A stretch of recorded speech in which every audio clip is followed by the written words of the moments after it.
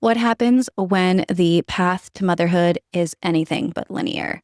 Today, we're honoring the invisible chapters, the ones filled with hope, heartbreak, and strength beyond words. This is a story about fertility, identity, and what it means to hold onto yourself through it all. Hello, and welcome back to The Other Way, a podcast where we explore paths less taken in work, life, spirituality, and wellness. I'm your host, Kasha, and today's conversation is one that hits at the heart of so many untold stories.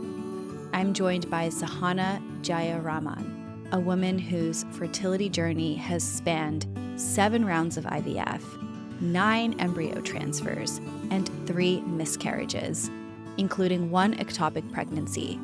And yet, she's still on the journey. Still in the becoming, still in the waiting. This episode isn't just about Sahana's experience. It's about the 1 in 6 people around the world who will face infertility at some point in their lives. It's about the silence that so often surrounds this topic, and it's about the myths we've been sold around time, success, egg freezing, and what it should look like to move from maiden to mother.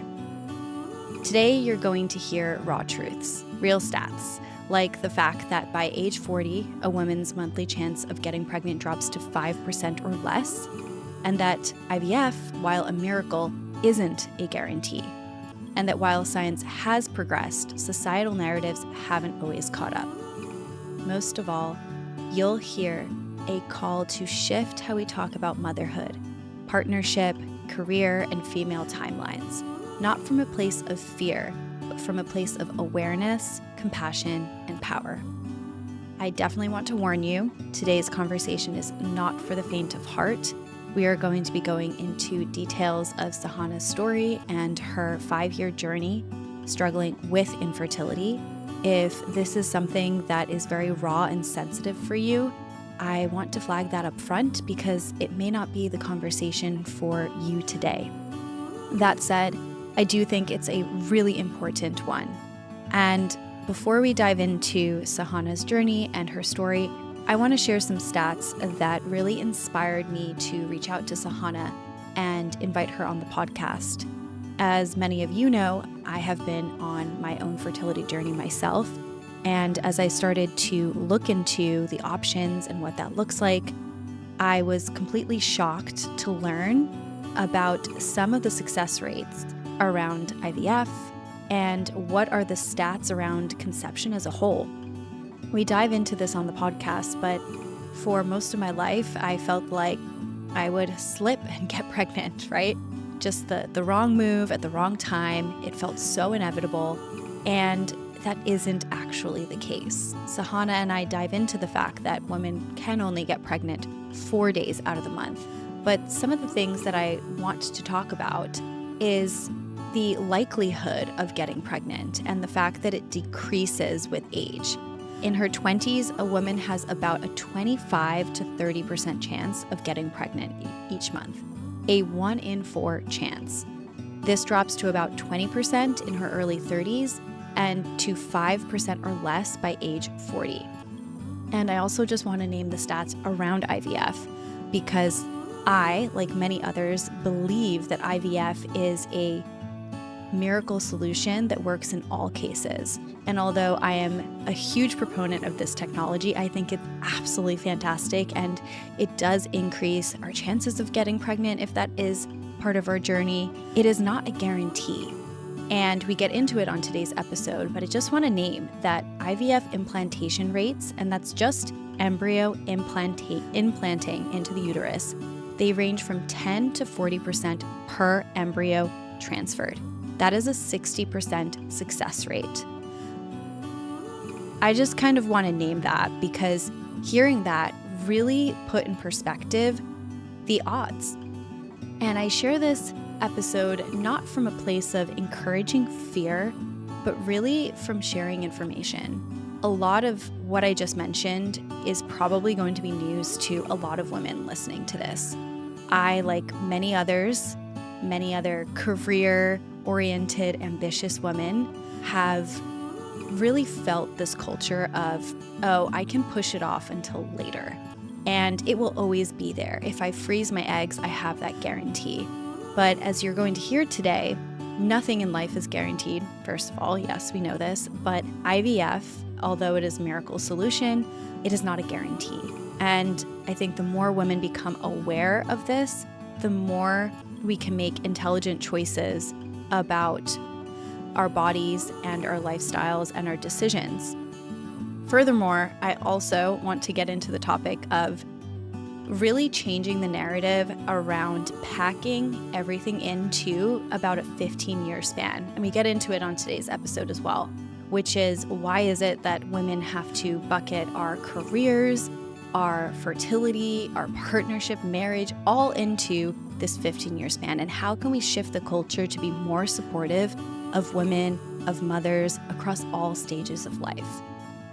This was a really heartfelt conversation. I really commend and appreciate and share so much love for Sahana for coming on and being so honest to share her journey. It is a wild one, and without further ado, let's jump on in.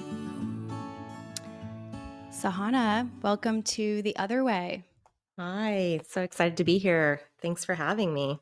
I am so honored to get to chat with you. And as I'm certain that I will have shared in the intro, this is going to be a very unique conversation, one that I think will be truly impactful for so many women because there's a lot of dialogue out there around fertility, the journey of fertility, what it looks like. There's a lot of scientifically rooted dialogues out there from Mhm. quote unquote experts in the Yeah. field. There are a lot of kind of podcasts and episodes that focus on the quote unquote successful outcomes of IVF, of a fertility journey in whatever shape and form it may take. But I feel like it's so important to share the stories of women who have had, as you have said, nonlinear experience of the fertility journey. And so I'm just so honored to have you on here and to have you sharing your story. Thank you. Thank you. Yeah, I'm very much here to share and be there for other women who are going through this journey because as someone who's been on it for 4 years now, there's a lot that I've gained, lots that I've shed, and I think that it's not a straightforward path, and we need to talk more about that as women, as a society, because there's just these they're not necessarily false perceptions, but I think that the way it's served up is it's this either you don't know anything about it or it's served up as this like simple solution. And we're in this amazing place where we have so much advanced technology and resources, which is really, really good, but it's also daunting and expensive and hard to know like what to do at Yeah. times. Yeah. Yeah. Oh my gosh, so true. And I can so relate to so much of what you're sharing because I'm in the earlier stages of my own fertility journey. And I personally have been very surprised by what I've learned. And a lot of this information, this is stuff that I feel like I have never been exposed to in terms of what the IVF process, yes, looks like, but also what success rates actually look like, the Mhm. changes that those numbers have over time or Yeah. given different circumstances like Yeah. endometriosis. These are not things that my gynecologist has ever talked to me Yeah. about up until the point that I'm actually proactively reaching out to a fertility clinic that Yeah. specializes. And that's just wild. But I don't want to get too far down into some Yeah. of that because I would love to set the audience up with just a bit of your background. So, Yeah. there is a question that I like to ask Yeah. every guest, and this will obviously change for every season of your life. But what are 3 words that you would use to describe yourself? Yeah, I love this question. So probably curiosity.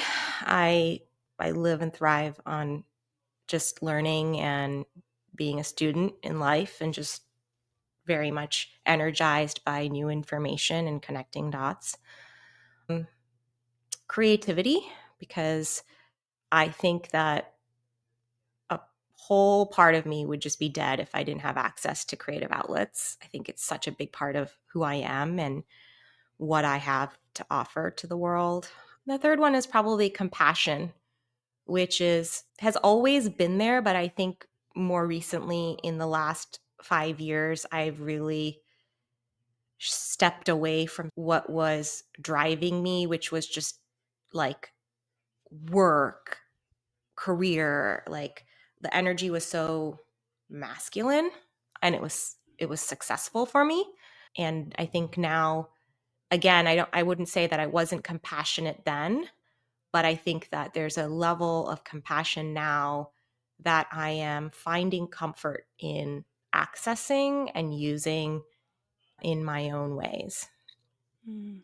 Can relate to so much of that. Oh my gosh.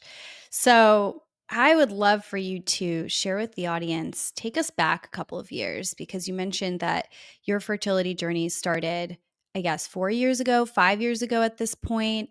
I would love for you to start by sharing where were you at in that journey? Did you always know that you wanted to have kids? Was it something that popped up later in your life? Walk Yeah. us through where were you at and also how old were you when all of this started?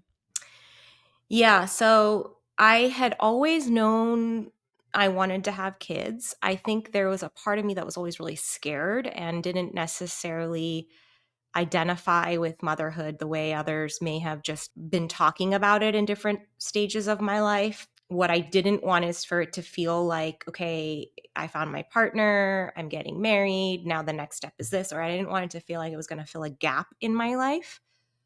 So I was very conscious about that. That combined with being terrified of actually giving birth, I reserved in my mind that it's going to happen one day and then I'm just going to get knocked up. And then, you know what? I'll deal with it because there's nothing I can do, which is actually really not a good way to be. For me, it was about really feeling my way into it. And then also I was very career oriented. I still am career oriented, but I think that there was like a being in San Francisco, particularly, like people are having children late around you, whereas the folks that I grew up with in like New Jersey and in Phoenix, like they've had kids, they're in different places for both my husband and I.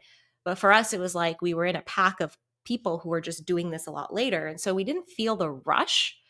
And he and I were both, my husband and I were just building our careers, and we were in like a peak. And when you're on a high, you just get fueled by that. And it wasn't until I was 35. So I got married at 32 and I started thinking about it at 35. It so happens my sister's an OBGYN. She was just like, if you're thinking about this, you might want to just think about it soon. But it wasn't like Mm. she prescribed. She says, you got to really know you want to have kids because I meet too many people who say they do or think they do. And then when they get into it, there's a lot of other things that come up. So when I hit 35, I learned that I was a geriatric candidate for pregnancy, which is a Lovely, horrible lovely word. word. Yeah, And I yeah. remember sitting in an apartment. My husband and I had just moved in together in our new little apartment in the burbs.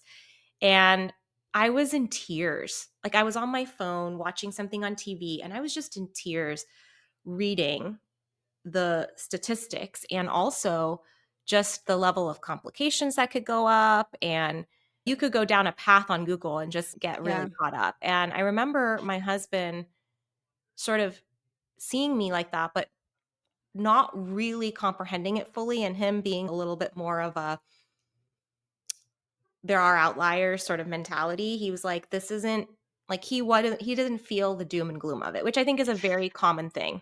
I want to ask you quickly when you found out kind of some of the stats and you started to go down this rabbit hole, had you already been trying or was it like it's been a couple? So it was at the very beginning. You're It just was like, at the okay, very beginning, and frankly speaking, there was nothing in my history or in my family or his that suggested that this would be an issue.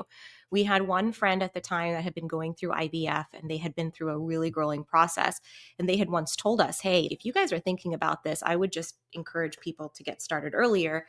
And at that time, people give you advice, especially when you're newly married or whatever, get on it. And you tend to just write it off because there's a little bit of just, of course, that's what society expects. And but we're going to do it on our timeline when we're ready. And I don't necessarily think that this is going to be a problem, because there were people around me that were getting pregnant 38, Mm. 37.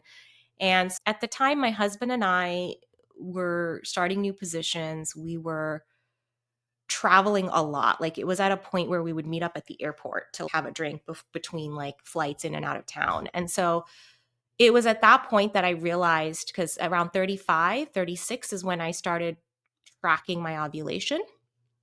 And I realized, okay, wait, hang on a second. You're not even told about this, that there's like this short window that you have to try, Mhm. right? And as you get older, it's like incredibly important. And so all of these TV shows and like things you hear about people just having accidents, you're like, wait a second. So I guess my child's not going to be an accident. Like, this needs to be Like, the chances of that are so rare. so Like, slim. it's about 4 days out of the entire month that you can get Yeah. pregnant, which Yeah. I don't think a lot of women know until they start going down the path of actually trying to get pregnant, and That's this is right. why the That's whole right. peeing on the stick is such a thing. Yeah. Yeah. And then, so anyway, I downloaded the app Flow and started peeing on sticks. And it was only then that I would say I officially was feeling like I was trying, because it wasn't like I wasn't open to it, but it was like, okay, now we need to move on with this. And there's all these other things. I don't know, like I'm sharing this because I think there's other folks who feel this way. Well, I don't have a house yet. I don't have a baby room Mm. yet. I don't have this yet. And you feel like you are going to wait till this moment when things are perfect. And you keep hearing people say, there's never a perfect time. There's never a perfect time. But for me, like, I genuinely believe that that wasn't the time. I reflect on it and I think about where my husband and I were, where our marriage was. Like, we were literally two ships sailing past each other in the night. And then the weekends were just our time to catch up and to add this level of pressure. And so it was, we made some conscious decisions to be in the same town at the same time, because that doesn't help either. We're both Yeah. literally would be a consultant living somewhere for a week and coming back on the weekend. It just didn't work for those 4 days. So then it was around COVID. It was when I turned 37 that we both changed our lifestyle and we're like, we're going to do this. We were in lockdown and we're like, this is going to happen. This is going to happen. It's going to be so easy. And I did get pregnant. I got pregnant almost within 3 months of trying, like Oh with my the window and gosh. all these other things. And it was really like, I was like, whoa, all right. But again, because I had my sister as an OBGYN, she had encouraged me, if you're going to start, go ahead and just go get your hormonal workup done before. Those appointments can take a while to get into. You got to go to an endocrinologist and just get data, because what you don't want to do is try for 6 months and then find out that one of your tubes is like blocked, or that your levels are off, or any OBGYN will tell you try for a year, and then you might have an issue if it doesn't work, and they'll say try. And I just want to pause you there because that is something that I think is just so important to name that given our lifestyles, given age factors, especially depending how old you are listening to this, like every single one of those things compounds over time. And a lot of women, especially women who have been on birth control for many years or have very highly stressful jobs that are experiencing burnout or have irregular cycles, like all of those symptoms could be connected to something. And I Yeah. think not being aware of that, it just takes that year of trying and it decreases your odds even Yeah. more, which I think that's And no one such an talks about important that. call out. Yeah. Yeah. So Yeah. again, I was very blessed. I had a sister who was like guiding me to a degree, and we have a very good close relationship. And she just said, for someone in your age bracket, truth be told, I would say try for 6 months. And then if not, you should be thinking about what might be like in order to expedite it. So my OBGYN said 1 year, but I went to UCSF. We have an amazing institute here. And I just went and got information, and they have you do this orientation where they go through IVF, IUI, like all the options. And there's a group of people in this room. My husband was traveling at the time, and I remember sitting there in these little like workshop like desks. The lights are down, there's a projector and a doctor talking through things, taking notes copiously. And I'm like, again, getting really tearful, because I'm like, this all sounds really, really rough. And like, I hope and pray that this is not the path. And I'm not sure this is going to be my path. Like, I want to have kids, but I'm not sure this is all for me. You'd say The that's not path for me. of IVF and hearing about what that journey looks like, right? Correct. Mhm, Yeah. Like, mhm. when they start explaining it and they tell you the odds and all that. And the thing of it is 60% of IVF cycles fail. No one talks about that. 60%. And there's this perception that IVF, you can't get pregnant naturally. You might try, IUI, which is the art of like the insemination where you time it perfectly, which I did do. I'll get into that. But there's this idea that it's like a straightforward solution. And this process is actually often emotionally grueling, very long, financially straining. And the amount of surprises along the way is never talked about. And even in the session, while they're trying to educate you, it is this very linear process. And you're kind of like, wow, all right. You tend to focus more on like the pain of the injections because as a person receiving this information the first time, you're not really thinking about all the other things that no one shares, right? Like you're just, Mm. even that alone feels daunting, like the time commitment, the financial commitment, the injections. And just I, to provide a ballpark for yeah, people out there who are listening, the numbers obviously range the cost, but it can be anywhere from like 10 to 20K for the IVF cycle. And correct. then that number can increase depending on any additional treatments that you might need, That's right. supportive treatments, or any additional kind of things that are needed along the way. Yeah. So this obviously Yeah. differs depending on where you're doing IVF, but Exactly. And even when yeah. we've looked at some people do it like abroad, like after a few cycles, we were like, should we go do it abroad? But when we compared like the data, you're still spending anywhere from 20 to 23K all said and done. Bottom of the maybe 15K for if you're in a foreign country, but there's so many other logistics you got to figure out. So yeah, it's not a simple fix. And so, just to answer your question, because you'd asked me, when did my IVF journey start? That's one thing that I want to decouple because there's a fertility journey, which is I think I'm fertile, I want to have a baby, and there's a journey to pregnancy that you think. And then there's the infertility journey, right? The journey where you're realizing that this is something might be wrong. And for me, it was after my first miscarriage in 2020. After 3 months of trying, I got pregnant and I couldn't sustain the pregnancy past 7 weeks. So I went in for an appointment. I saw the yolk sac. I saw the fetal pole, all these things you don't even know what they mean. And you're like so excited. And then it didn't work out. And so I ended up having to have a miscarriage. And at that time, they couldn't do DNCs because the hospitals were all full during COVID. So they had me do it at home. And it was such a traumatizing experience that I just can't even explain. It sounds like, oh, here's some pills, take them, you're going to be in your bed and stuff's going to happen. But it was such a hard experience that I told myself, I do not want to be here again and again. Like, this is really, really rough. I knew miscarriages also happen. That's not something that like many know sometimes. I think it's becoming more common knowledge. But again, because my sister's an OBGYN, I knew like a miscarriage isn't the end of the world in terms of like your fertility health. But like it is not pleasant. It's really tough. And so I kept trying. And then I had another miscarriage. And it was at that point that I said, okay, I think this whole waiting a month, getting the timing right, that whole piece of the timing in and of itself was so stressful that I was like, I want to remove that piece. So my very first fertility kind of juncture, again, because I had already talked to UCSF, I'd already done the 3 month wait, I was already in with a doctor, I moved into what is an IUI. And my husband Could just, I pause you for a second? I have a yeah, question about the miscarriage. You mentioned that you were struggling to sustain pregnancies past 7 weeks. Did any doctor look into why that was? Because there are so many factors that can influence that, right? Obviously, there's the actual viable embryo situation. If there's something that is unfortunately not okay with the embryo itself, but then there's also, is your progesterone too low and mhm, things like that. And I'm curious, like, if you investigated any of that or if any doctor explored that, why or why yeah. not? Yeah. So I think early on, it's really about, okay, are you a good candidate or not for X, Y, or Z? And my numbers all looked great. And I think in general, it was considered unexplained fertility because they Mm. couldn't detect anything that suggested that there would be a reason why I can't get pregnant. I didn't display endometriosis. I didn't have PCOS.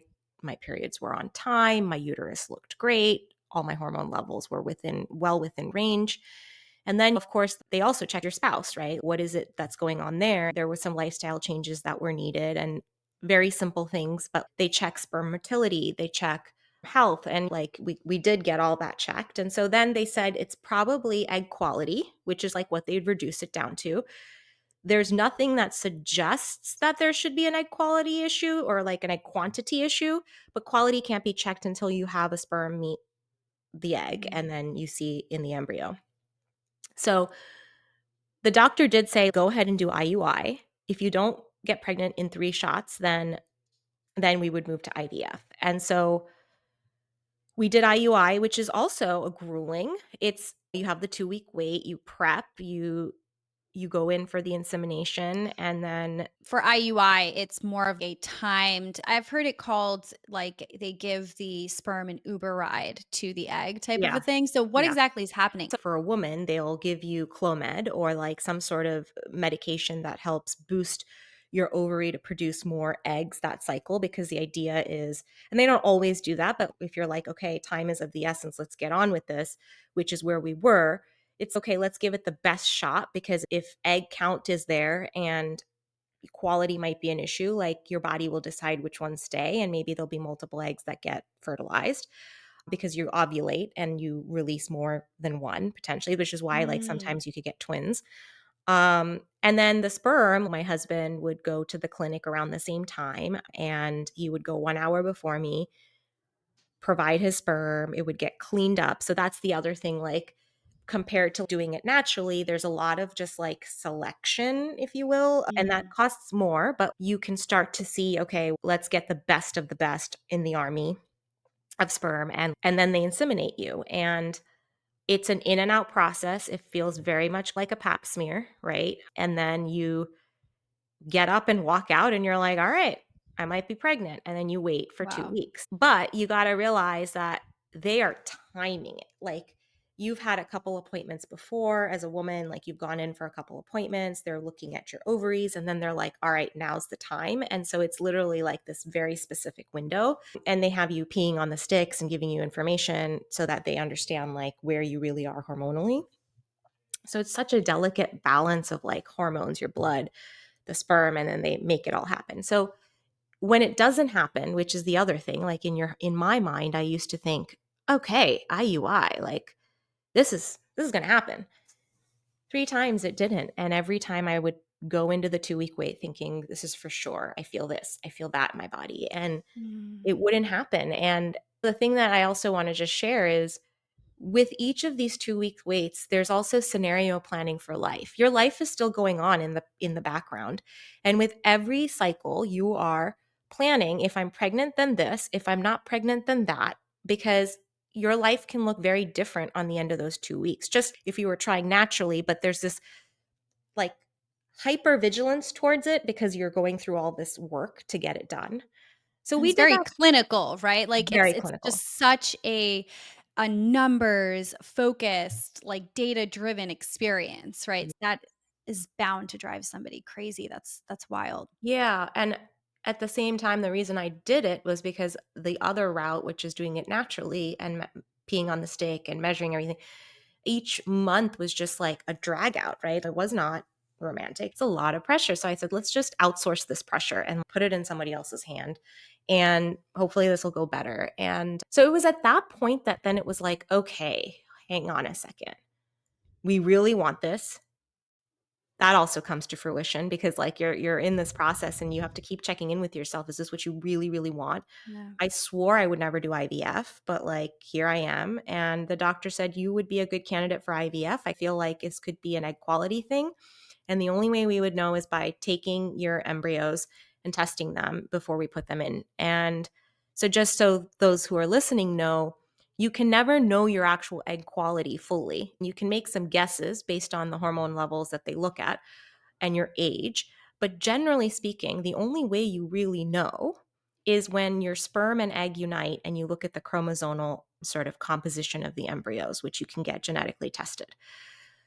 And often there is, almost all the time, there's attrition because there is some sort of issue with the egg, and not every egg is the best egg. So it's actually this miraculous and beautiful thing our body does naturally when it picks an egg and it meets a sperm, and it's like, okay, this is going to happen. And it does happen, right? In a petri dish, it's all numbers.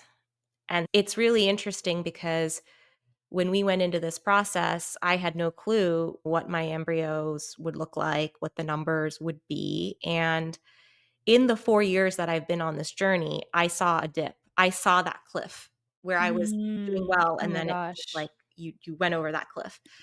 And it can feel very discouraging, but I I decided to go with IVF. My husband and I went to UCSF. We did 2 rounds there. Um, and we got a good number of embryos. It was alarming at first to see that you produce something like 11 eggs that are like viable and mature, and then they meet the sperm, and then it becomes 6, and then that 6 becomes 5, and then that 5 becomes 4. They go get genetically tested, and then you only have 3, which they said to me was like very good. But until things are tested, you don't actually know, which is also why when we encourage people to get their eggs frozen, it's one of those things where it's better than not doing it, because it's just simple math that like younger is better.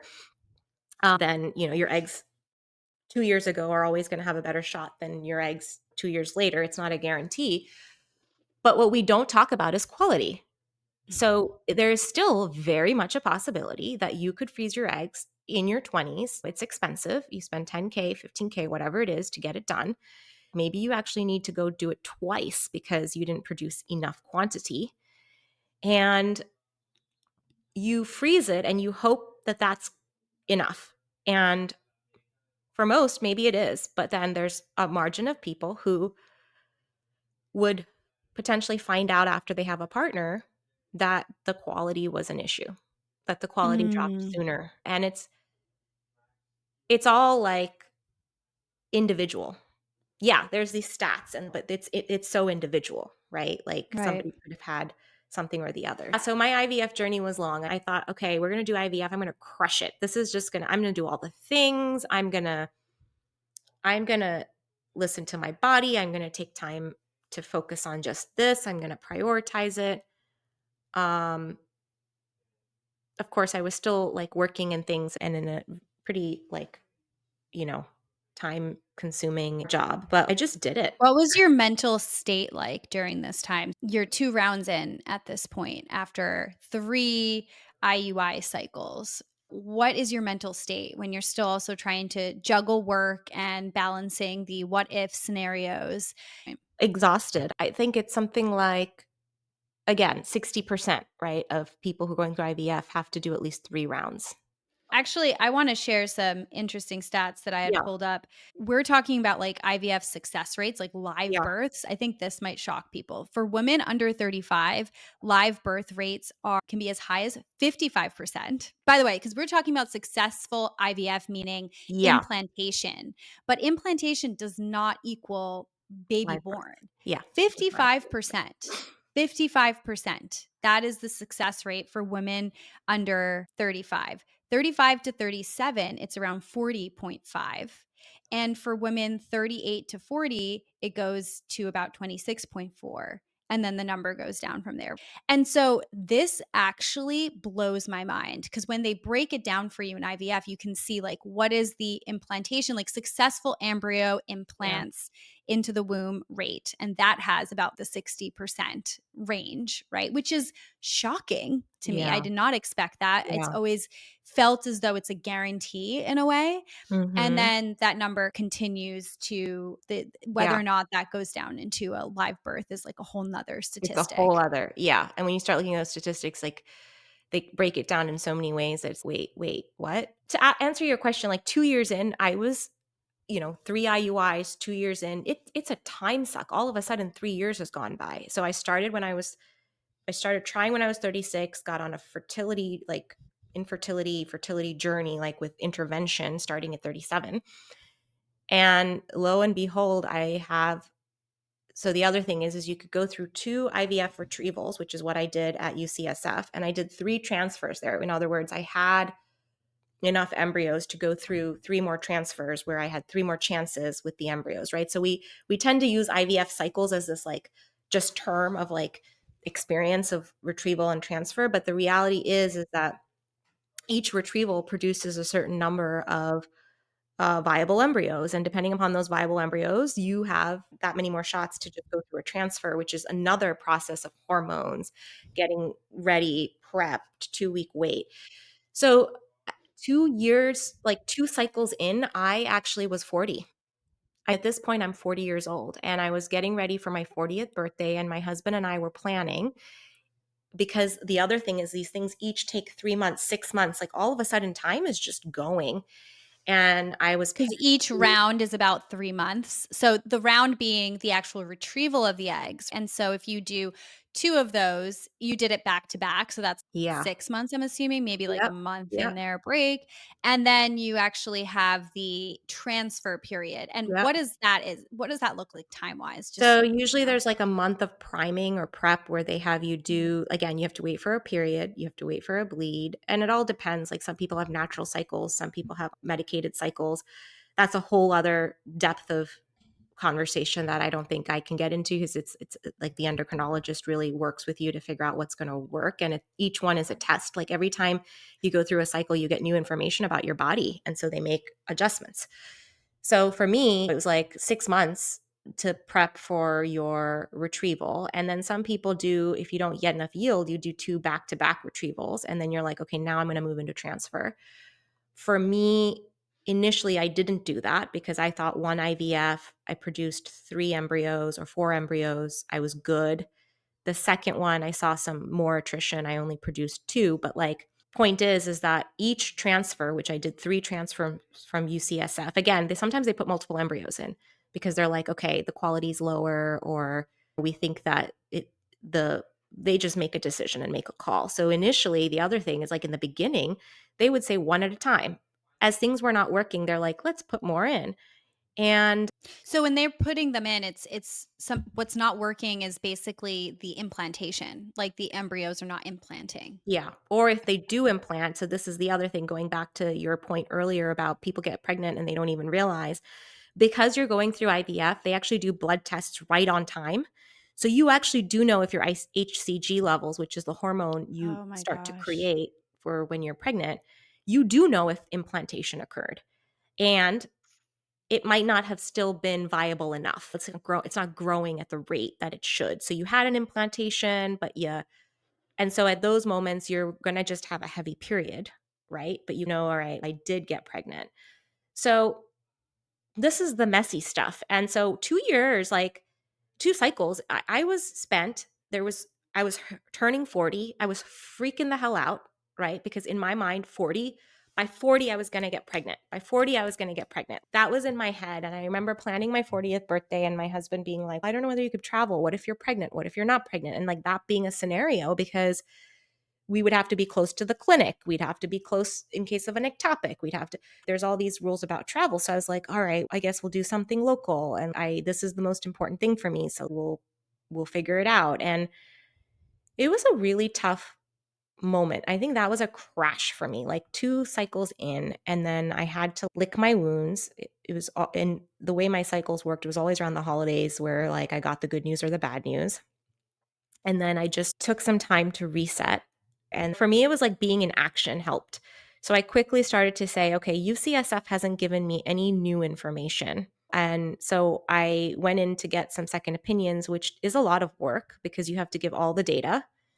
And I went to someone locally here in the Bay Area, and I felt like she threw the kitchen sink at me. There was just all of this stuff like red light therapy, acupuncture, find a way to take your blood plasma and insert it into your uterus before, and like all this stuff that just when you're first listening to it, you're just like, whoa. And meanwhile, UCSF it's a numbers game. We know that if you do it again, it's likely going to happen.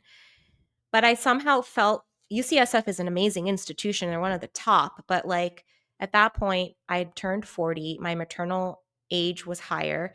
And there are clinics around the country that are specialized in different things. And CCRM, the Colorado Center for Reproductive Medicine in Lone Tree, Colorado, is like a pioneer for fertility science. They started it back in the day. They're exceptional success rates for higher maternal ages. So people come from all over the world. And I said, you know what? If I'm going to do it a third time, I'm going to go do it at the best place I can, where they know the what to do with a 40-year-old egg. And I went there. It takes a month to get in. I lost some time there. And then finally, when I met with the doctor, he said, you don't have a diagnosis.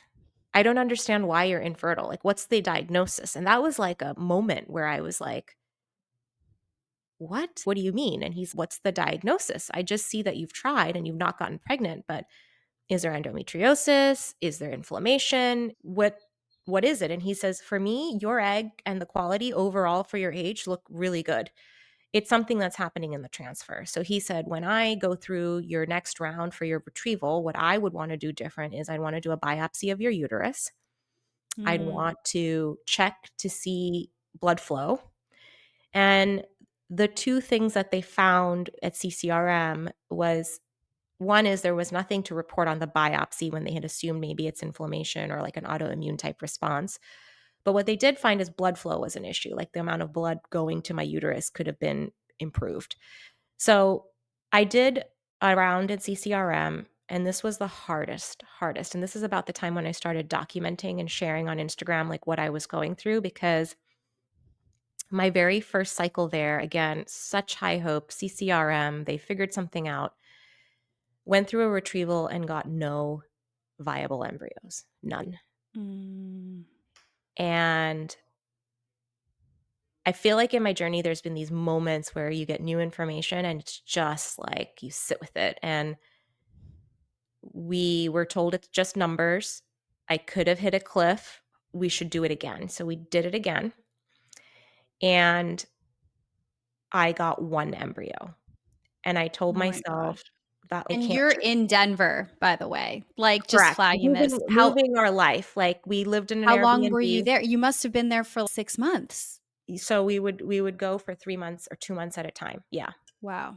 We'd come back between our transfer and everything. But yeah, so we put our dog in place. We would pick up our life, live in an Airbnb for a month, and then I would still be managing my diet, my health, my workout, like doing all of that there. Luckily, both my husband and I, we were at that point, we were starting to work for ourselves. We were just like, you know what? Let's just throw it all. Let's just go for it, because it's now or never is what it felt like. Yeah. And yeah, So so this was then your 4th round, and on the 4th round, you had one viable one, embryo. and I was Yeah. not satisfied with that, because it's not enough to go into a transfer and feel if it doesn't work, I'd have to start again. So I did another round before I got At two CCRM. at CCRM. Wow. So I Wow. actually did round 3, 4, 5, and 6 at CCRM. Can I pause you here for a second? There's an observation that I want to make, and I would love to get your take on this. Yeah. We talk about in the corporate world, we're like on the hamster wheel, right? Like we're running to the next milestone. And I feel like I'm hearing a very similar experience of harvesting True. your eggs, right? Like So true. it's just so interesting because it feels like you're describing this race against time and this urgency coupled with that's not enough. We didn't get into as much detail into your backstory kind of coming into this, but you did allude to the fact that you're very successful in the business world, accomplished. You've hit so many of those goals. Like you spent so much of your life getting your life to a place where Yeah. you could have children. I just want to share like a lot of compassion for you because there's something so taxing, and obviously, this is such a blessed technology that we have access to, but it's so important to acknowledge the immense physical, emotional, mental struggle that that must have had on your Mhm. life. Setting aside the logistics of it, just the never ending grasping for the next milestone, the next number, and to just, I feel for you. I don't No, even know yeah. what I'm trying to say here, except for No, I truly feel for you. That well, is the emotional, the intense. toll is severe.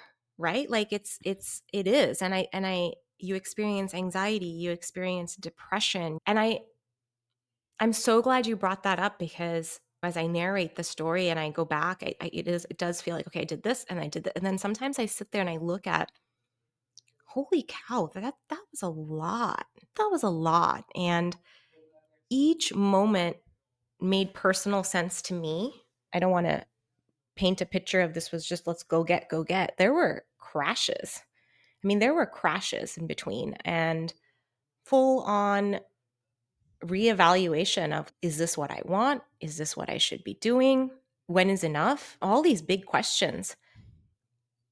I think with the experience at CCRM for me, between UCSF and CCRM, I did tune more into some spiritual resilience in a Hmm. way that I really acknowledged. First of all, I created space for the IVF journey. At UCSF, the first two, I was working, trying to keep it under wraps at work and Because that's the narrative. That's what we're yeah, taught, right? Women can have it all, which I believe is true, but I don't think you can have it all at the same time. Like, you're correct. literally trying to create life, in 100% your agree. case, also through a very difficult medical procedure. Yeah, Yeah, but and anyway, I yeah, that remember is the getting narrative. feedback on I was really excited about pitching myself for some new client work, and somebody had said, "Your energy levels are low, and so I'm not sure you're a good fit for this client." And I remember thinking to myself, I am on so much hormones. The fact that I'm even getting up and like functioning. And I remember crying to my husband, like, this sucks. I don't want to tell anybody because I don't want them to think that I'm out the door for maternity leave. And at the same time, like, I'm not myself. There's no way I can be injecting myself 3 times a day for 2 weeks and still be myself. There's just not. Oh, 100% And not. Like, the cocktails of the hormones, they're not anything that our bodies have ever seen before. They're intentionally meant to overstimulate. It is like correct. an overproduction to increase the odds, of course, Yeah. but it's super taxing. And in your brain, because you're working and you're doing all the normal things, we tend to just push it to the back and just like almost forget about it. The alarm would go off, it's injection time, and then you go back into your life, or you come out of your appointment and you got some information and then it's go back into your life. And so that actually made things much worse because on the Yeah. fallout of it, like you you realize how much havoc like all over your life everywhere it just and you just went with it. And so when I got to CCRM, I did a very deliberate thing of taking care of myself, like taking the naps, taking time to carve out my work in a way that would make sense for me, like really being intentional about it and making this the priority. And while it sounds like I did, okay, round one, round two, round three, I did take time to crash and recover each time. The windows were small, but that just all the more meant that I had to make this the thing. I Yeah. had to make this my life, but I had to change the narrative in my head instead of it being about me being like a machine or this is just about productivity. It had to be more about this is the this is what I want, and this is also something where I need to view this as sacred, not suffering. Yeah. Yeah, I think that's so important. Okay, so we're talking about rounds 3, 4, 5 at CCRM. What happened at that point? When I got one embryo, I was super excited, and you feel guilty that, oh, am I being greedy now, saying I want one more? Again, these are the decisions you have to make along the way. And for me, it was like, let me be honest with myself. If I do get pregnant, and you hear all these things like people go through IVF and then they get pregnant naturally, or people go through IVF and then something else happens. And so I'm like, well, if I were to be really honest with myself, the data shows one embryo isn't enough because it wasn't before. And second, this isn't just about meeting a goal or like hitting a number. It's like, I want a family and I want the best shot at having a family. So that is when we did round 5 to get that second embryo. And when we got that second embryo, I was like, okay, we're good. Like in my mind, I had 3 as a number, like bank 3 and then start the transfer, but I didn't get there. So I was like, bank 2 and let's just go for it. So did you transfer right away? Did you wait like a period of I time had to before you wait till transferred? again, after retrieval, a bleed, Mhm. the results, like it takes 3 weeks for the results to come back on your embryo, like viability, like the genetic report. So like you do waste a little bit of time in between, and then priming, which is a month. So I With am the again additional like things. around the holidays. All year I spent retrieving, and then it's like around the holidays. And my very first transfer at CCRM, I got pregnant. I got pregnant and Wow. I was so excited. It was around Thanksgiving. It was my 41 birthday. I was 41. And I remember thinking, okay, things are starting to fall in place. Like this is now happening. And it was around the holidays, so the appointments got a little screwed up because I wasn't able to get into the clinic locally to do the follow-up checkup. So we had the blood reports, we had the initial report, like, of just your first visit to the clinic to confirm, but they had said stay close to home because there's a 1% chance of an ectopic. 50% chance of getting pregnant, which seemed dismal at that time, or 50%, it's Mhm. either happening or not happening. 1% chance of ectopic. And at this point, you get a little like, well, I've done so many 2-week waits and I've never had an ectopic. You just don't even think about it anymore. You're like, yeah, Oh yeah, okay, gosh, I'll be nearby. no. Thanksgiving night, my family had come in. We were all sitting together. We were saying our thank yous. And that night we were watching a movie. And I was so on top of taking care of my health. I was like, I'm going to bed on time. My family was up late and I was like, I'm going to bed on time. I'm doing these things. In the middle of the night, I woke up with some pain and I was like, oh, maybe this is like implantation and there's sometimes pain. And I rolled over and I was like, all right. And I was like, man, I wish I could put a hot pack, but I'm pretty sure I'm not supposed to put heat. So I just like slept through it. My husband joins me in bed. It was like 2 o'clock in the middle of the night. He'd been up with the family. And he's like, what's wrong? And I said, my stomach, I feel like a little like I'm cramping. And your first thought actually is miscarriage when you cramp, because every Yeah. cramp, you're like running to the bathroom to check if there's blood. There was no blood. So I'm just going to try to sleep. So about 30 minutes in, it was getting really painful. And again, my sister was in town for Thanksgiving. Thank God. She came in and she said, I think you both need to go to the hospital. And she didn't say very much because I think she just didn't know for sure. But she was like, the way you're saying the pain is, you should go. When we got to the hospital, ER, we found out it was an ectopic pregnancy, and the baby was there, but the baby was in my fallopian tube. And so Oh my gosh. the pain, it had ruptured my fallopian tube and I had Oh internal my bleeding. god. So had I waited, and because I did say, again, women are so resilient, and we're like, we're just going to deal with the pain, like we're just going to work through it. If I had stayed at home another hour, I probably would have bled out inside. That's how dangerous it was. And because I was laying down, I didn't pass out or anything. I was coherent, but when we got to the hospital, they quickly took me into surgery, removed my fallopian tube, and I just Oh, crashed. I remember them prepping me and I'm not able to even breathe because I'm crying and there's just so much, and they were calming me down, but I couldn't, there was no time to process. And all of a sudden, I'm I'm in danger. And I'm like, upset and angry, and my husband was upset and angry. He was so angry.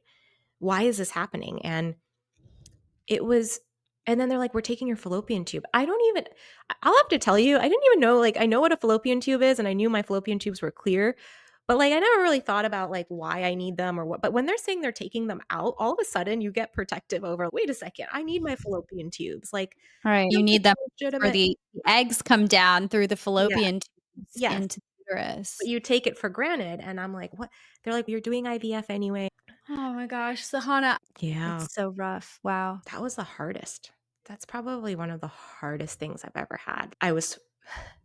I turned 41 2 days later. It was like literally 41, and I spent the birthday in bed. And the other thing is that surgery is a actual surgery. They're Yeah. going in, they're cutting you, it's Cutting out a laparoscopic. part of your female anatomy. Yeah. Yeah. Okay, I have to ask you because we're at round 5 here. You still chose to do it 2 more times after that. Can you Yeah. walk me through why? Like, what was going through Yeah. your mind at that point? Yeah. So the situation was such that after I recovered from the ectopic, which I took some time to physically, I couldn't walk. There was a lot. It was an actual surgery. And it was time to put the next embryo in. And I had, Wait, how long was this after the recovery? so if the recovery was till January, now we're talking February. Wow. Okay. But I had this other embryo and I'm thinking, okay, the next logical thing is to put that embryo in and let's Yeah. just be done with this. Let's figure it out. It's either going to happen or it's not going to happen. And we should start thinking about adoption. We should start thinking about all these other things. And we had already been parallel tracking a little bit of the adoption conversation. My husband wasn't necessarily initially for it. He felt if we could still try, like that would be his preference, but let's go down the path of exploring adoption because we both could see ourselves adopting as well. But just the timing of it was like a debate. I really wanted my own baby, at least one if I could. And it wasn't an easy decision. I had to get very spiritual, actually. And I got a therapist. That's the other thing I should say. After UCSF, I Mhm. went and really made sure I got a therapist to work with me through my IVF journey. And she was there in my life during the ectopic. And it was a lot of inner work. And what I found out was that I'm too fearful to put in the last embryo. It's just too debilitating. It's just too much. And for that reason alone, and at this point, you're starting to feel judged. You're like, people are judging me. I'm doing so many, wondering what people think. Your tribe of supporters and cheerleaders starts to dwindle a little. I had to really be true to myself. And I said, no, I really think I need to do it again. So I did another retrieval and got one more embryo and said, okay, now I can do another transfer. So it was like I, I took the time to heal. During those 2 months of healing, there was nothing else I was doing except paying attention to what needed to happen to make me in a better place to be able to do the thing that I wanted to do, which is have a baby. It must have And been a really difficult decision too. The choice to do IVF or not do it in the first place. We talked at the start of this journey, like that is a difficult decision, but to keep going after everything you were going through, there's like a weird parallel of your initial experience of having the fear of birth and the fear of the pain of IVF, and then to be the person that ended up going through 7 rounds of mhm, IVF and an ectopic pregnancy with that 1% chance, right? yeah. And That I'm is terrified of blood, I'm wild. terrified of I needles, mean, like, it's insane that you've I've gotten you've gotten your fill of physiological pain out of yeah. all of that. That's crazy. But I think that's where it's so important that you need to know your belief. Like, what is it that you actually believe in? What do you feel about motherhood? What do you feel is a value? And being clear on that. Like, what values will you not compromise along the way? What are things that you need to be paying attention to? I was very conscious. As soon as I reprogrammed my mind to see it as not suffering but sacred, like this journey, rewriting the narrative. And I had to be really careful. I'm like, am I just telling myself these things or do I really believe them? And I have to say, I really do believe them. Like, women talk about suffering after they have a baby. They have an easy pregnancy. And then on the flip side, they've had a traumatic birthing story. They've had postpartum depression, all sorts of things that can happen. And we as a society, we're only now starting to talk about it, but I had to reframe it as okay, I'm doing that a little bit before. I'm doing Yeah. that before because I And it's interesting because now we're starting to talk about support for women postpartum. There is, of course, not a lot, but more acknowledgement and support for women who have lost children at mhm, various stages, but not as much is said about the women who are battling to get there. And yeah, that's one of the reasons why I wanted to bring you on, not just to share your experience and to have women be aware of what this journey can look like, because I think that there are a Mhm. lot of misconceptions about it. And I think that these are discussions that should be had like way earlier in the process. I'll speak for myself that knowing what I know now, I think that I would have had a different approach to certain decisions and choices that I made. Like, I know that I was married for a couple of years before I started trying, and I understand that I don't think that was the right time for me by any means. But I'll be really honest and say that the wrestling of the transitioning from I am living my own life to I want to be a mother, that kind of transition period, I think could have happened way earlier if it was something that was even on my Mhm. radar. Like, for the longest time, my only goals were fixating on getting to a certain place in my career, Yeah. getting to a certain state of stability, finding the one. But also during that time, it was dating around and having fun, and all those things are great. I'm not saying that any of those things are wrong, but it makes me a bit sad to think that I know that I'm not the only woman that is in a different life stage now, thinking like, whoa, like I went from having over a decade to consider what I wanted for my life, to then having that crammed into a couple of years of Yeah. aggressive action and intervention and all of the pain and struggle that comes with that journey, whether the outcome is positive or Yeah. not. And I just don't think that that's fair to women. And the narrative of you can put it off or you freeze your eggs now feels like a guarantee. And I just think it's so important for women to know that it's not. Yeah, we moved away from talking about motherhood as something that is a positive experience where it's also something that is an identity that is fulfilling and takes time to get to in its own right. I think that we talk a lot about the path to career and the path to rising above and breaking the glass ceiling and all that. And so we've swung the pendulum one way. And there's also stigma around the one path is for you to get married and have kids and start a family. We don't want to say that because that's not true. But I also think that by also not acknowledging that your path to motherhood is its own journey and can be its own nonlinear, hardworking, like, job to be done. If you really want that, it's something you have to work towards. We don't talk about that. We don't talk about having to be work, and it was work, right? Like, I had to treat it like it was my only priority, Like a you know? sacred job. You have to prioritize. I think that's the other thing. The notion that you're not trading something off is just so false. Like, Mhm. even if you don't want to have kids, if you pull all-nighters, drink caffeine instead of eat, and drink caffeine instead of sleep, we are just pulling from our later years in some Yeah. capacity. It could be pulling from our fertility if as women we Yeah. want that. And that's not to say that everybody will have that experience. It will hit everybody differently. Like, some people can 100%. eat cheese and drink Coca-Cola and they never get a zit, while Yeah. others like have a reaction to it. We live in a society where more is more and more is better. And I think that that narrative truly ignores the cyclical aspect of our lives, like that Yeah. there are different stages and there are transitions and there are changes. And I think it's just so important for women to think about that holistically and think Yeah. about that earlier. Also, we believe that women need to build our careers and become successful and find the one and have kids within this 15-year span. What if we change the narrative? If we honor women having children, there's no reason why we couldn't create more frameworks for women to get back into the workplace if they had to slow down for a period of time. Like, I Yeah. remember in Sheryl Sandberg's book, Lean In, she talked about a cliff in women's careers around the age of 30 where women took a step back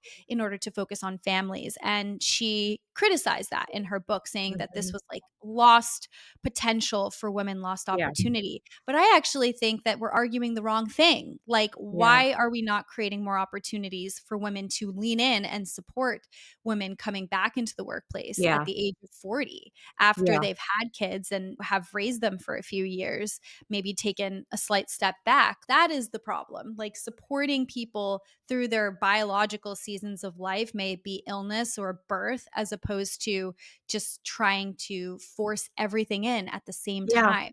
Yeah, I 100% agree. One thing this journey has taught me, like, this idea of compassion was something I always had, but it was a bit different. That as women, we're always taking care of ourselves was about like career, or at least for me, it was like doing the things I need to do to achieve. And then there's always like sometimes culturally or wherever you are in society, there might be some need to take care of somebody else or something else, or there's this feeling of having a child means taking care of somebody else, being a caregiver. And along that way, we don't actually learn how to take care of ourselves. Like, how do we take care of our own selves? And how do we start to learn to awaken a deeper sense of understanding of ourselves and what we really want and what we need to connect to get there? And I think that the only way we've been taught that is in the context of professional work. Okay, if you want to achieve, you want to get to this job, go network, go do this, be in this arena, be in that arena. But we were never also told, okay, you also have to watch out for yourself in this regard.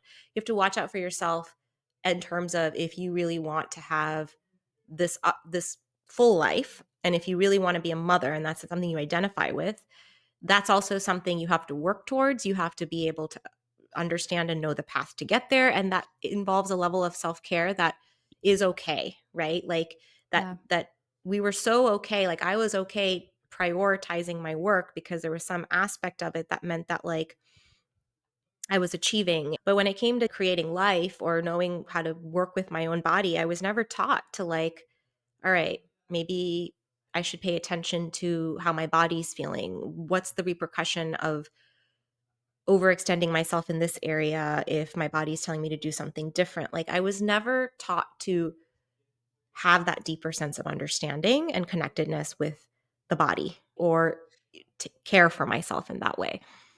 I have a question for you. Do you feel like along the journey, IVF has helped you feel connected to that? Because in many ways, it is actually so harsh and taxing. You talked about in the beginning of your IVF journey how you were both juggling IVF, like it was like a to do list item alongside your career, full fledged, I was gonna everything. crush it. That was like Yeah, the you were language going I to crush used. it. It was your OKR, as we say. Yeah. I think that after the ectopic particularly, I felt beat up, like I had just been through so much from trying something that shouldn't have felt so bad. I was never told it would feel this bad, and I think that got me really connected to my body because I had to be really honest with myself of, do I physically think, emotionally and spiritually think that I'm in a place where this is going to be the best version of myself to put another embryo in and take it forward? Because many people forget that it's not just about getting pregnant. There's a whole 9 months after that where you're responsible for a life and doing all these things. So for me, it was a lot of work to detach. And I say this very carefully because I had to practice detachment from an outcome, but Mm. not disconnect from my body. So, like releasing the outcome, but not being apathetic. Correct. Yes, exactly. I had to learn to let go, but without shutting down, It's and very really Buddhist. honoring like what I'm feeling and knowing what's mine to own and what isn't mine to own. And so when you know what you can own and what's there for you to own, you can release the emotional energy around the things you shouldn't own. And I think I had to connect to something bigger. Like what happens, at least for me in this journey, was like I had to connect to something bigger than myself, right? I had to understand that there is something, a bigger order that's actually deciding what this is and isn't. And it's not resolving to like saying, it's not in my hands. No, no, no. I think it is in my hands. I think there's aspects of it that are in my hands. How I take care of my mental health, how I show up emotionally for myself, what I decide to put in my body. There is also a little bit of just practicality to it that you sometimes just need to be able to be in action and do the thing you need to do. But you can't say, I'm going to do these actions only if I get X, Y, or Z. So, what I started telling myself is, this is the healthiest I've ever been in my life. The healthy, and hands down. I was doing yoga. I was learning new skills for spirituality. I was looking at new tools. I was the most connected with myself than I've ever been in my life. And no matter what happens in this journey, even today, like I still feel that is the sacred like fruit of what I've gotten from this journey. No one can take Mm. that away from me, and those skills are never gonna go away. They're a part of me, and I can no longer dishonor what my body is telling me. I just can't. So what does that look like right now? If you'd be willing to share, like, what do you feel your body's telling you right now? So, I'm in a very uncomfortable place right now. So, fast forward after the ectopic, right? We had another transfer in CCRM. We did another retrieval, we did another transfer, and once again, it didn't work, and I was stuck with one more embryo. I since did my 7th round of IVF here in Mountain View, California. I had given up, and somebody again, I really feel like there's sometimes you have to be open to the messages you receive. Like, we think that we have all the answers. We do not have all the answers. That's my belief. I don't have all the answers, and I really look not for advice, but for signals. And right now, I don't have a signal. But after that time of doing the transfer at CCRM and being once again with one embryo, feeling debilitated again, like I can't put that one embryo in me, it's still sitting there in Denver. I did another round. Like, somebody had told me, I really want you to see this doctor in Mountain View. This doctor was completely opposite of everything that I had seen at UCSF at CCRM. They didn't have all the data reported. They were well known and people loved them, but they didn't have all the numbers, and they had good labs. But all the things you check off, have you pioneered research? Do you have advanced genetic testing? What's your lab quality? Like, this doctor, Dr. Schmidt, spent an hour with me on the phone looking at my data and my reports and had some interesting and nice things to say that were different from other protocols. So I did a retrieval with him, and I ended up having another transfer. It worked, but I had a miscarriage. But what he found was that I had endometriosis. He was the first one to diagnose that I had endometriosis. And the way he did I it was asked you, remember I asked you this, like, months ago. I was just yes. like, So everybody's "Oh like, "No, my you don't. No, you don't. No, gosh." you don't." And he said there is this one methodology of doing a transfer cycle, and we'll do a beta marker. Like, I will do a biopsy. Instead of doing a transfer, I'm going to do everything that we would do for a transfer. So you'd have to take the hormones, you'd have to, and he was also the very first doctor to acknowledge the hormones wreak havoc. And he came up with a plan, knowing that I'd been through so many cycles, to say, you have been through a lot. And the fact that you're still doing this is like telling me you really want this and I want to work with you. But we have to be careful of the estrogen. We have to be careful of, so I'm 'Cause going to come up with a, estrogen grows endometriosis. so he said, I want to strip some of the protocol with the hormones. We're going to use, I want to really understand how to personalize this to you. And so he did a beta marker test during a mock transfer, and it found markers for endometriosis. I was on a path where I was like, do I have to do surgery to know even whether I have it or not? Because no one's diagnosing it, and it's the only explanation. I had just been through the ectopic, and I'm like, I am not doing another laparoscopic surgery. My acupuncturist at some point was just like, I wonder if this is what it is. And sometimes people do the surgery, you have to wait 3 months, and then you go through the process and they get pregnant. But this doctor found a non-invasive way. It's called a receptiva test. So for me, endometriosis was displaying through the transfer cycle. Like, something about the way my body's responding to the hormones, probably because I'm on estrogen to do the retrieval, had produced endometriosis. So it's not that I always have it, but it's in this particular moment. And he found it. And so I ended up getting pregnant. He also didn't test the embryos. He felt like I wanted to give the body a chance to do what it does in a petri dish. We'll just put more in. Um, and the downside of that is I'd have to go through the 2 weeks, and it would be like potential versus if I knew it was tested, there'd be a little bit more confidence. I had a miscarriage. We had a DNC. They tested the tissue. And this was the most recent thing that I just went through a couple months ago. And they found out that the embryos were not viable. Like, they were chromosomally abnormal. So it wouldn't have been taken. But he said the fact that you took it for 8 weeks in and of itself suggests that we've gotten the condition of the uterus to what it needs to be. And I'm really confident that if you do another retrieval and we do this again, it could work. Needless to say, everybody in my family, everybody, they're just like, what are you doing? And even in my own heart, I'm like, what am I doing? So I'm sitting there with this, which is the dot, dot, dot, right? Is where Mm. I am right now. I'm uncomfortable. I do not know what my answer is. I have a path of going down Can you adoption. ship the one from Denver? You got one in Denver. I Ship it do, down. and I'm scared to put it in. Then there's a question of, do I do surrogacy, which is expensive?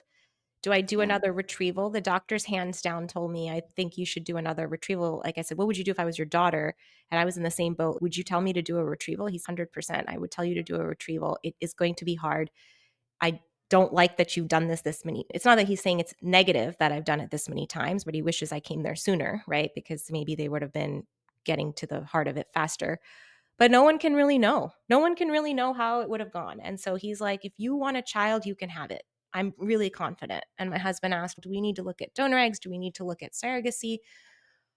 And he said, no, I don't think so. Unless you are emotionally feeling a sense of, I can't do this anymore. I don't want to go through a 2-week Mm. wait. I don't want to, which is a valid thing. I don't think you need to do surrogacy. But meanwhile, there's other points of feedback, family. People say things like, you thought about adoption or having children isn't the only thing. And those are all true. I have to really be careful of just knowing what I want to do. And that's taking some time. And I'm okay with it. I'm actually like, you know what? It's been a freaking long journey. 3 more months, 4 more months is gonna be okay. And as I say this, my heart palpitates, but I'm like, it's gonna be okay. It's gonna be okay. My sister asked me when I told her after the ectopic and I did the retrieval again, she asked me, are you gonna do another retrieval? I said, I don't know. I keep saying this is the last one. And then she asked me, what made you do it again the last time? Yeah. And I think it was just a level of belief, faith that like I really think this is meant to be for me. Mhm. Mm.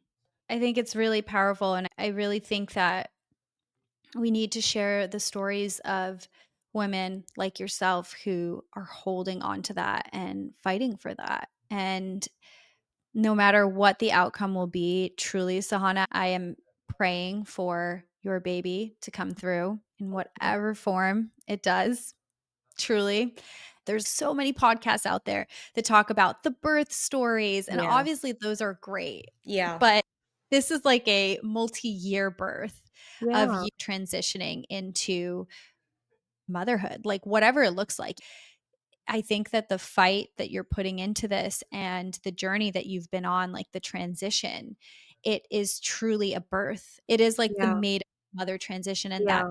bridge looks so different for so many women. I have to ask you one more question. How has your faith evolved on this Mm. journey? There's obviously a very bodily, physical awareness that has developed and relationship, but what about your spirituality?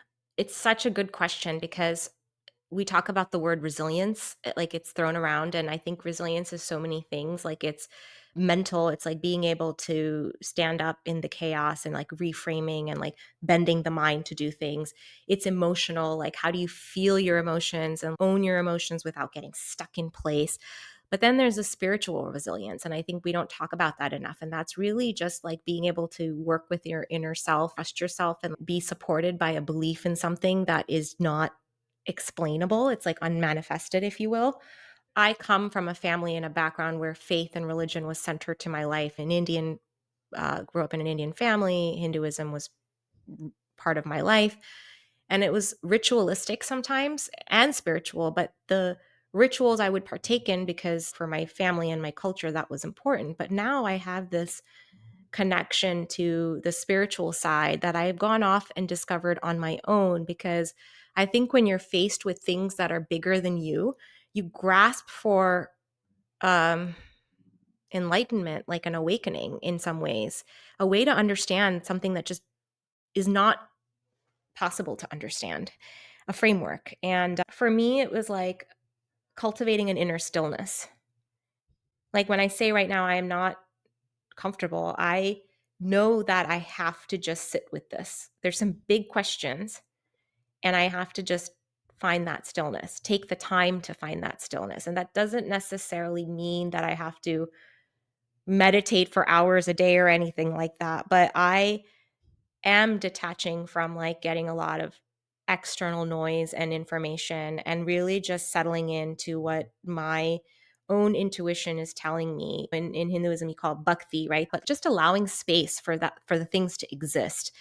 And then I would say like creating a rhythm, like whatever that rhythm is for you, finding something that centers you. Is it breath work? Is it journaling?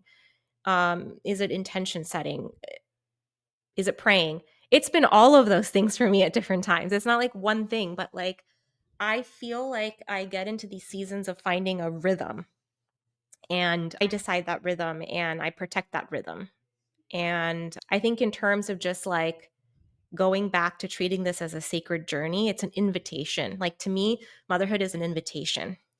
You might not get initiated, right, in the way that you think you're going to get initiated, but it's an invitation that's available to all of us. I am not the same person who I was 4 years before. I'm just not. And I think that I have blossomed and bloomed in different ways.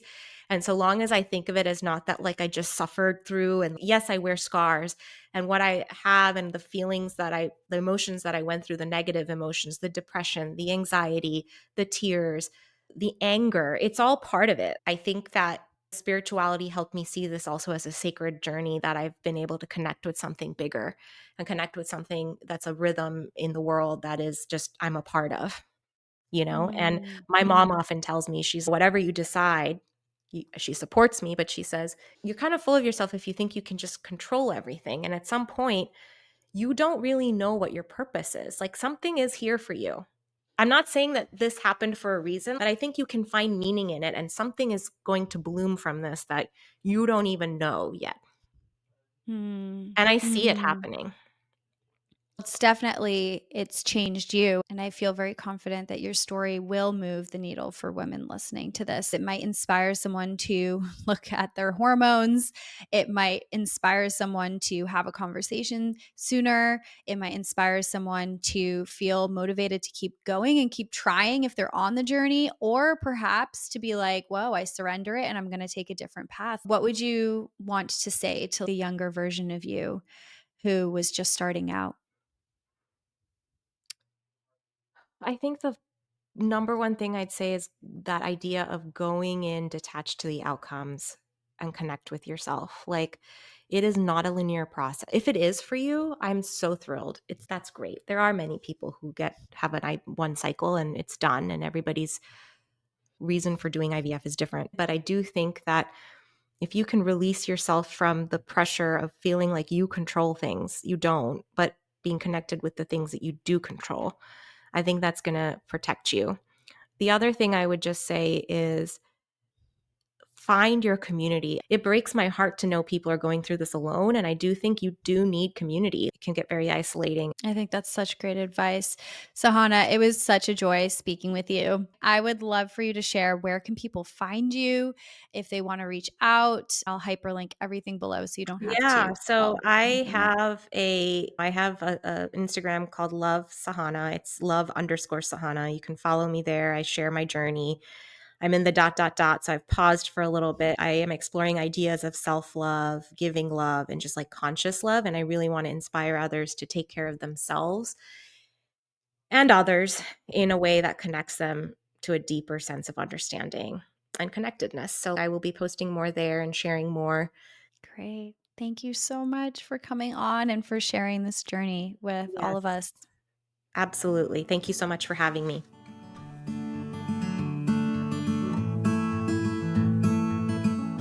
Thank you so much for tuning into The Other Way. If you enjoyed this episode, please leave a 5-star review. It really helps the podcast grow, and I'm ever so grateful.